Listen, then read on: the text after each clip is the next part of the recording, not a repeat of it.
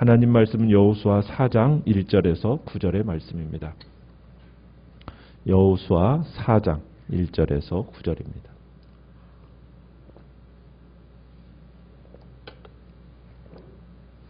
여호수아 4장 1절입니다. 그 모든 백성이 요단을 건너가기를 마침에 여호와께서 여호수아에게 말씀하여 이르시되 그들에게 명령하여 이르기를 요단 가운데 제사장의 발이 굳게 선 그곳에서 돌 12를 택하여 그것을 가져다가 오늘 밤 너희가 유숙할 그곳에 두게 하라 하시니라.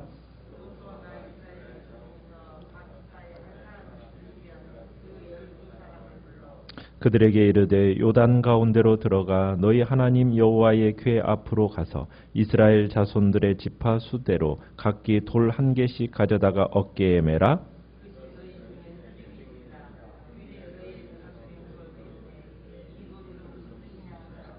그들에게 이르기를 요단 물이 여호와의 언약궤 앞에서 끊어졌나니 곧 언약궤가 요단을 건널 때 요단 물이 끊어졌으므로 이 돌들이 이스라엘 자손에게 영원히 기념이 되리라 하라 하니라.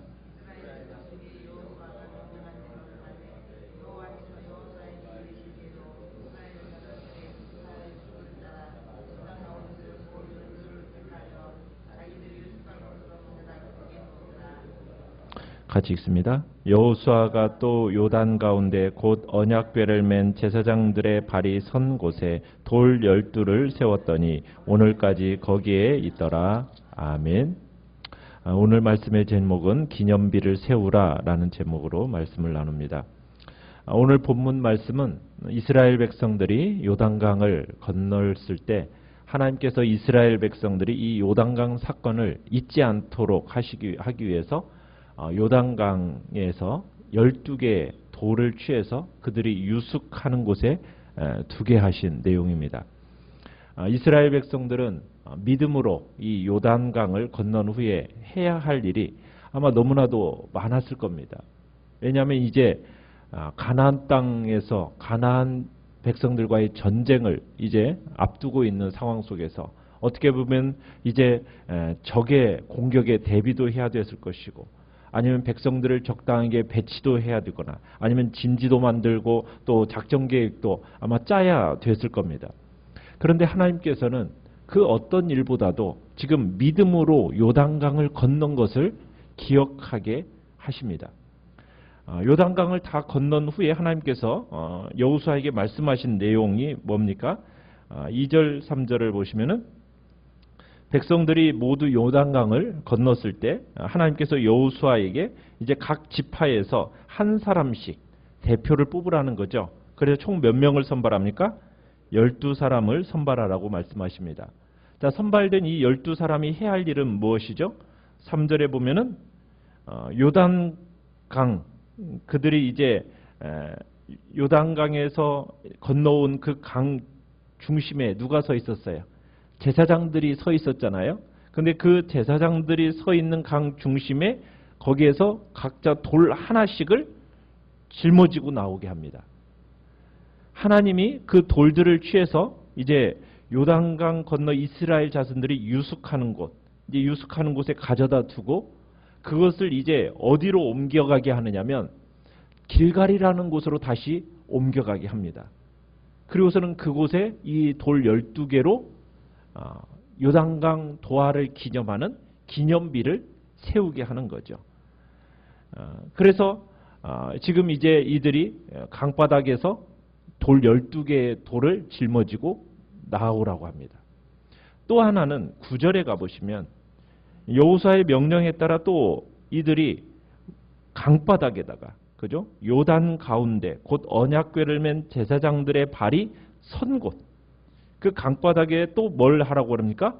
돌 12를 세우라고 지금 명령하고 있습니다. 그러니까 지금 하나님께서 12개의 돌을 취해서 기념비를 세우게 하시는 목적은 뭐예요? 지금 이스라엘 백성들이 요단강을 건너간 것이 정말 대단한 일이지 않습니까? 그런데 이스라엘 백성들이 가나안에 정착하게 되면 여러 가지 일 때문에 이 요단강 사건을 어떻게 될 것 같아요? 새카맣게 잊어버릴 거라는 거예요. 그래서 하나님께서는 이스라엘 백성들이 하나님의 기적으로 요단강을 건넌 것을 잊지 않도록 하기 위해서 제사장이 서 있던 그 강바닥에서 12개의 돌을 취해서 가져와서 기념비를 세우도록 하게 하는 겁니다. 그리고 그 기념에 세워진 기념비는 이제 6절에 보시면 이것이 너희에게 뭐가 되리라? 표징이 되어서 후일에 자손들이 이제 이 돌에 대한 의미를 물을 거라는 거예요. 그러면은 그들에게 뭐 해주라고요? 이야기를 해주라는 거예요. 어떤 이야기를요? 언약궤 앞에서 요단강 물이 끊어졌다. 여호와께서 이 언약궤가 요단강을 건너는 때 요단물이 끊어졌다라는 것을 누구로 하여금? 후손들에게 알려주라는 겁니다. 그러니까 쌓아 올린 이 돌무더기가 이스라엘이 이제 범람하는 이날 범람하는 요단강을 마른 땅을 밟아 건너듯이 건넜음을 자손 대대로 확인해주는 징표가 되도록 지금 이 일을 하는 겁니다. 세월이 흘러서 이스라엘 백성들의 마음속에 그들의 조상이 범람한 그 요단강을 건넜다는 사실에 대해서 확신이 서지 않을 때 그들은 다시 와서 이곳에 와서 선조들이 이 날을 증언하면서 세웠던 이 징표의 탑을 보라는 거죠. 그 다음에 또 두 번째 기념비는 9절에서 보듯이 이스라엘 백성들이 도하는 동안 제사장들이 서 있던 그 요단강 중간에 세우라고 얘기합니다. 왜? 그 강바닥에 왜 12돌을 세웠을까요? 이 기념비의 목적은 여호수아와 그 당대의 사람들에게 이 기적을 체험했던 자신들의 그 특별한 위치를 상기시키기 위해서입니다. 그러니까 강물에 휩쓸려서 어떻게 보면은 흘려보낼 사건이 아니라는 거예요. 요단 강물은 다시 흘러서 사해로 들어갈 겁니다. 그럴지언정 뭐는 잊지 말라는 거예요. 하나님이 베푸신 은혜에 대한 그 기억, 그 감격, 그 감사, 그것은 그곳에 남아 있어야 된다는 겁니다. 그 자리에 남아 있어야 된다는 거예요. 아무리 세월이 망각의 강이라고 해도 우리가 하나님께로부터 받은 그 은혜와 구원의 감격은 세월이 흘러 덧없이 흘려보낼 수가 없다라는 겁니다. 색이라는 거예요. 어디에 색이에요? 우리의 마음판에, 신비의 색이라는 겁니다. 하나님의 베푸신 은혜와 그 사랑을 마음속 깊이 새기고 기회가 있을 때마다 떠올리면서 입술로 감사의 고백을 하라는 얘기입니다. 결코 하나님을 배신해서는 안 된다는 거죠. 하나님의 은혜를 잊지 말고 늘 기억하고 회상하면서 정말 그 감사와 감격 속에서 살아가야 됨을 지금 분명하게 말씀하고 계시는 겁니다. 요단강을 걸어서 건넜다는 사실. 왜 돌이 필요해요? 왜 돌이 필요합니까? 이유가 뭐예요? 우리 인간의 고질적인 망각 증세 때문입니다. 은혜와 그 기적을, 사랑을 그렇게 경험했어도 우리 자꾸 잊어버려요. 그러니까 평생 잊지 말라고. 평생 하나님의 그 은혜에 감사하고 감격하며 삶을 살아야 하라고. 그 어떻게 된 건지 우리는 그래요. 얼마 시간이 지나지 않으면은 그때는 그렇게 감격으로 왔던 그 순간과 그 사건이요. 너무나도 쉽게 잊어버려지고 너무나도 쉽게 그 감격이 시들해져 버립니다. 그래서 여기에 이 돌 기둥은 그냥 갖다 놓는 게 아니라는 거예요. 그걸 통해서 요단강 그 도하의 사건, 그 은혜 새겨라. 그렇지 않아도 잘 잊어버리는데 시간이 흐르면 더 잘 잊어버릴 거 아니냐. 그냥 아예 기념비를 세워서 그것을 볼 때마다 기억을 떠올리고 하나님께 감사하고 그 감격을 이어가라는 겁니다. 이 기념비라는 것이 신앙생활에 있어서 과거의 일에 대한 우리의 기억이 얼마나 중요한가를 상기시켜 줍니다. 하나님께서 참으로 우리에게 베푸신 그 구원과 은혜의 기억들 얼마나 간직하고 계십니까? 우리가 그걸 두루두루 기억하고 감사해야 돼요. 그게 바로 하나님의 은혜를 체험한 사람의 도리입니다. 게다가 과거에 내려주신 그 은총을 기념하면 어떤 일이 일어난지 아십니까? 우리의 미래에 대한 불안감이 사라져요. 하나님이 정말 내게 베풀으신 이 은혜에 대해서 우리가 회상을 하잖아요. 그 회상하면은 우리의 현재 그리고 우리의 미래에 대한 확신이 생기고 자신감이 생깁니다. 그래, 하나님이 과거에 내 삶에 이렇게 놀라운 일을 일으켜 주셨고 내 삶을 이렇게 인도하셨지. 그러면서 우리의 마음에 무엇이 생겨지는 거예요? 자신감이 생기는 거예요. 확신이 생겨지는 거예요. 불안과 두려움이 사라집니다. 그러기에 이런 차원에서 어떻게 보면 믿음의 공동체, 믿음의 가정에서는 이 은혜의 은총, 하나님의 은총을 함께 공유할 필요가 있는 겁니다.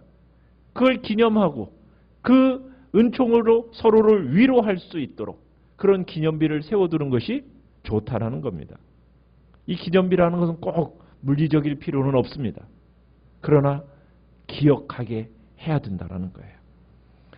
하나님께서 역사하시는 이 일을 기념비로 세워서 정말 후손들까지 기억하도록 하는 모습 속에서 정말 우리는 하나님의 은혜에 대한 기억이 그저 당대 사람들의 신앙으로 끝나서는 안 된다는 거예요. 당대 사람들의 신앙이 중요한 만큼 누구에게도 그것이 중요한 겁니까? 미래 세대에게도 중요한 거예요. 하나님께로부터 내가 받았던 그 은혜가 내게서 끊어지면 안 됩니다. 그 은혜가 어떻게 되어야 된다고요? 신앙인 전수되어야 돼요. 전수. 여러분, 요단강은 매 세대마다 갈라지는 게 아니에요. 그죠? 그 은혜 때에 은혜를 선조로서 내가 어떻게 보면 받았다. 부모로서 그 은혜를 받았다면 하나님은 그 은혜를 나에 대해서만 끝나는 것이 아니라 그 다음에는 어떻게 되더라고요? 신앙의 전수가 일어나도록 부모는 신앙의 스승이 되어야 된다는 겁니다. 신앙의 교육의 장으로서 가장 효율적이고 가장 중요한 곳이 어디일까요? 그건 다름 아닌 가정입니다. 가정입니다. 가정은 가장 밀접하게 연합되어 있는 관계예요. 어떤 공동체보다도 그 구성원 간의 신뢰도가 높은 곳이 가정입니다. 그러기에 부모에 대한 자녀의 신뢰는 거의 절대적이지 않습니까? 그렇다면 부모가 자녀에게 신앙을 가르친다라는 것은 그것만큼 신앙교육에 있어서 좋은 것이 없다라는 거예요.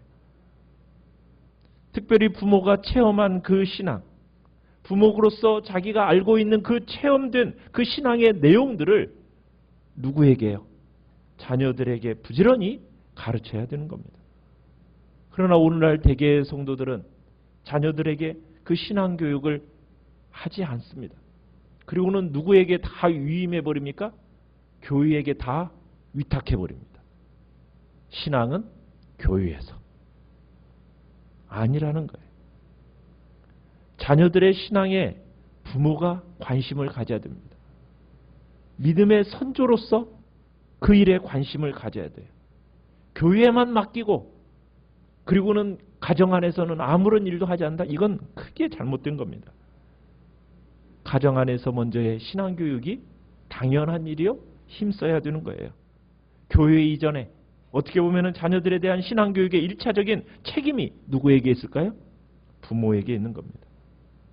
부모들은 무엇보다도 자기 자녀의 영혼에 관심을 두어야 되고 가져야 되고 그 신앙교육에 매진해야 되는 겁니다. 그것이 자녀의 영혼의 생명을 얻는 일에 참 중요하다라는 것을 명심하고 하나님의 구원과 그 말씀을 부지런히 가르쳐야 됩니다. 특별히 내가 경험하고 내가 체험했던 그 은혜들 내 대해서 끊어져서는 안 됩니다. 하나님이 나로 하여금 경험하게 하셨을 때에는 왜 하게 하신 거예요? 나뿐만 아니라 그 후대에게도 그것이 계속해서 대대로 이어지도록 징표가 되도록 하나님은 그 대에 그 은혜를 베풀어 주신 것입니다. 내게 역사하셨던 하나님을 기억하게 하는 그 기념비가 여러분의 각자에게 있으신가요? 그렇다면 그 기념비를 끊임없이 자녀들과 영적인 후배들에게 믿음의 유산으로 물려줄 수 있기를 바랍니다. 내 삶에 역사하셨던 하나님을 기억하고 감사하면서 오늘도 믿음으로 살아가겠다고 주님 앞에 결단하며 나아가시길 바랍니다. 오늘 말씀을 듭니다. 오늘